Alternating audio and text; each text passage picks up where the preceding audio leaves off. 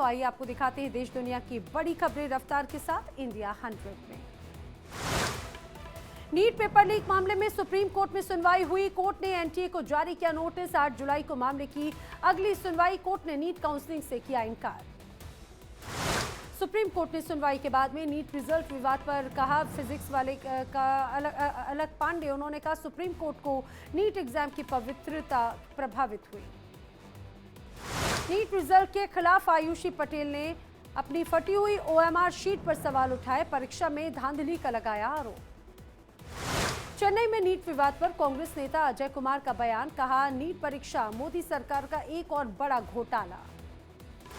UP में paper leak मामले को लेकर बोले कांग्रेस प्रदेश अध्यक्ष अजय राय। 19 भर्तियां हुई लीक, उन्हें फिर करवाएं, लेकिन उन्हें गुजरात के हाथों में मत दो। जो पहले व्यवस्था थी उसके तहत ही काम करवाया जाए। पूर्णिया से नवनिर्वाचित सांसद पप्पू यादव की बड़ी मुश्किलें। जबरन वसूली करने के आरोप में एफआईआर। 1 करोड़ की रंगदारी मांगने का आरोप। यूपी कैबिनेट में 41 प्रस्तावों को दी गई मंजूरी। कुल 42 प्रस्तावों में से 41 प्रस्तावों को मंजूरी। ट्रांसफर पॉलिसी के तहत अब किए जा सकेंगे तबादले। योगी कैबिनेट में कई यूनिवर्सिटी से प्रस्ताव को मिली मंजूरी। बरेली में फ्यूचर यूनिवर्सिटी, गाजियाबाद में एचआरआईटी यूनिवर्सिटी को मिली मंजूरी।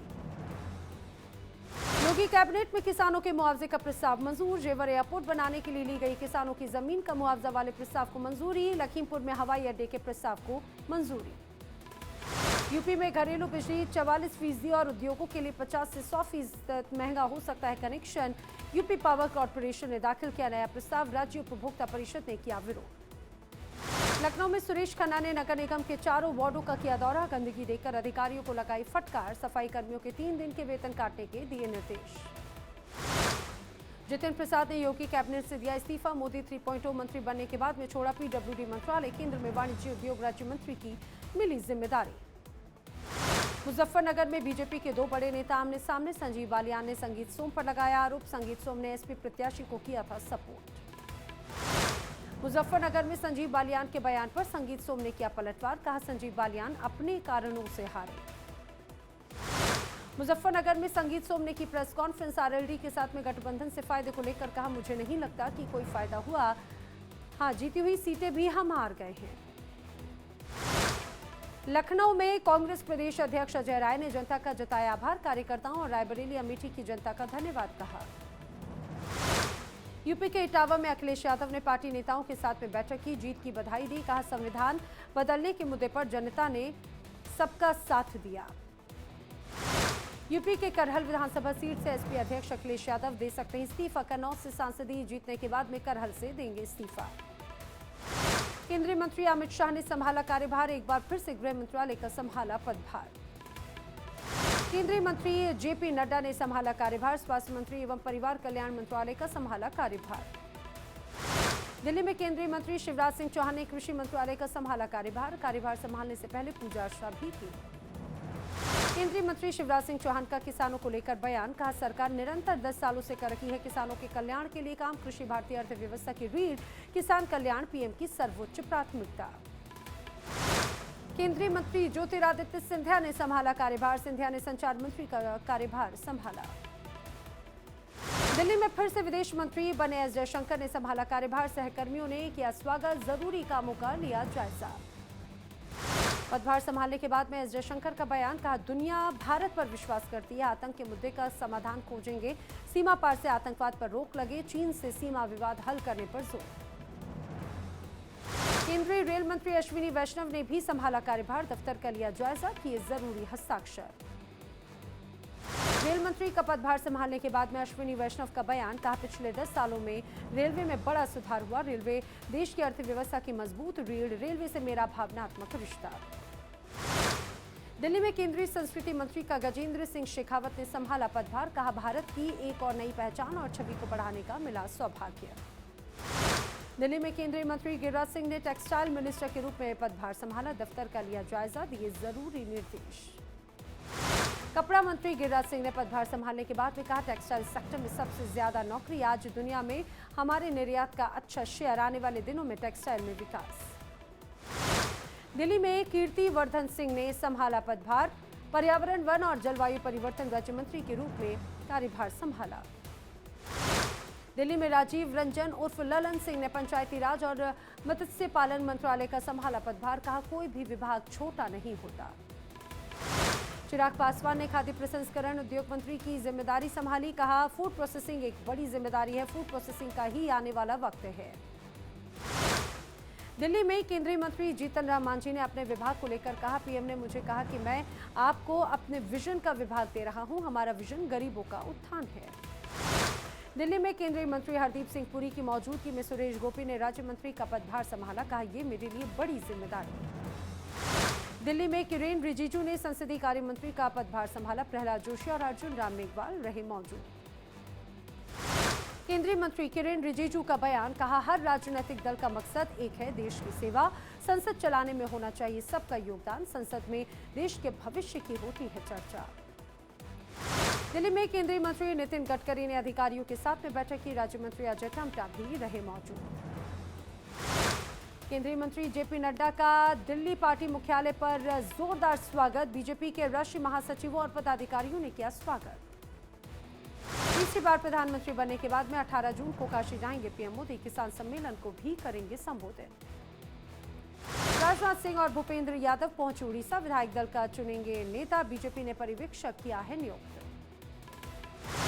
आंध्र प्रदेश में चंद्रबाबू नायडू चुने गए एनडीए विधायक दल के नेता। कल शपथ ग्रहण समारोह, पीएम मोदी होंगे शामिल। आंध्र प्रदेश एनडीए विधायकों की हुई बैठक। टीडीपी प्रमुख एन चंद्रबाबू नायडू, जनसेना अध्यक्ष पवन कल्याण, बीजेपी प्रदेश अध्यक्ष रघुपति पुंडरेश्वरी रहे मौजूद। आरएसएस प्रमुख मोहन भागवत का बड़ा बयान। कहा, 1 साल से शांति की राह देख रहा है मणिपुर, इस पर करना होगा विचार। पुणे में मोहन भागवत के बयान का सुप्रिया सुले ने किया समर्थन। कहा, इंडिया गठबंधन लंबे समय से कर रहा है चर्चा की मांग। सब कुछ बंदूक से हल नहीं होता। मोहन भागवत के बयान पर जयराम रमेश ने प्रतिक्रिया दी। कहा, शायद भागवत पूर्ण आरएसएस पदाधिकारी को मणिपुर जाने के लिए मना सकते हैं। दिल्ली में पानी की समस्या को लेकर मंत्री आतिशी ने हरियाणा सरकार को घेरा। कहा, हरियाणा से जितना पानी मिलना चाहिए वो लगातार कम।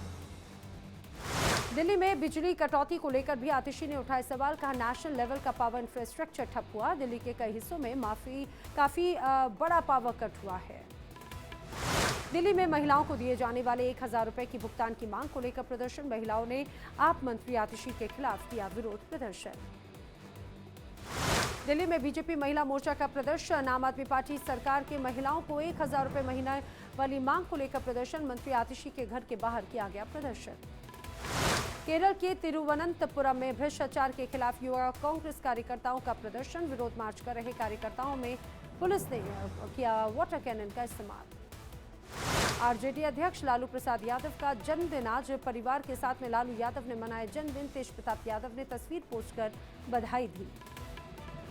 पटना में 77वें जन्मदिन के मौके पर लालू यादव ने समर्थकों के साथ में जन्मदिन पर काटा केक। कार्यकर्ताओं ने दी जन्मदिन की बधाई। राबड़ी देवी, रानी आचार्य भी रही मौजूद। राजस्थान के दौसा में सचिन पायलट का बीजेपी पर हमला। कहा, चुनावी नतीजों के बाद ये संदेश गया कि दमन, प्रतिशोध, आक्रमण और भेदभाव की नहीं चलेगी राजनीति। बीजेपी के 60 से 70 सांसद हुए कम।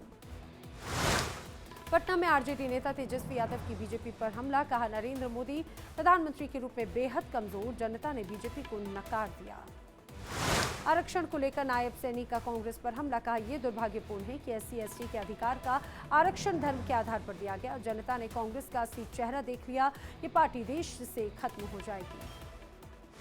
पीएम मोदी ने योग दिवस को लेकर किया पोस्ट। कहा, योग ने सांस्कृतिक और भौगोलिक सीमाओं को पार किया। दुनिया भर में लाखों लोगों को किया एकजुट। योग हमें शांति का आश्रय देता है।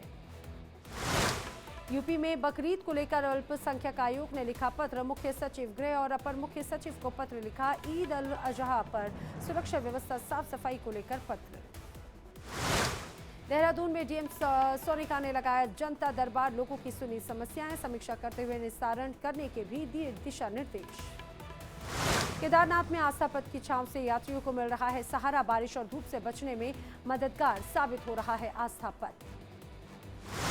राजस्थान के उदयपुर में कई इलाकों में बारिश। प्री मानसून बारिश के साथ में गिरे ओले। लोगों को गर्मी से मिली राहत। महाराष्ट्र में ठाणे शहर में कई हिस्सों में बारिश। उमस भरी गर्मी से लोगों को मिली राहत। गुजरात के नर्मदा में तेज हवाओं के साथ में बारिश, स्टैच्यू ऑफ यूनिटी परिसर झमाझम बारिश से पर्यटकों के खिले चेहरे। महाराष्ट्र में मुंबई समेत अलग अलग हिस्सों में हुई तेज बारिश, लोगों को मिली गर्मी से राहत, कई जगहों पर जल जमाव की समस्या। चेन्नई के तिरुचिरापल्ली हवाई अड्डे का नया टर्मिनल शुरू, यात्रियों का किया गया स्वागत, वाटर कैनन से दी गई सलामी। जनवरी में पीएम मोदी ने किया था उद्घाटन।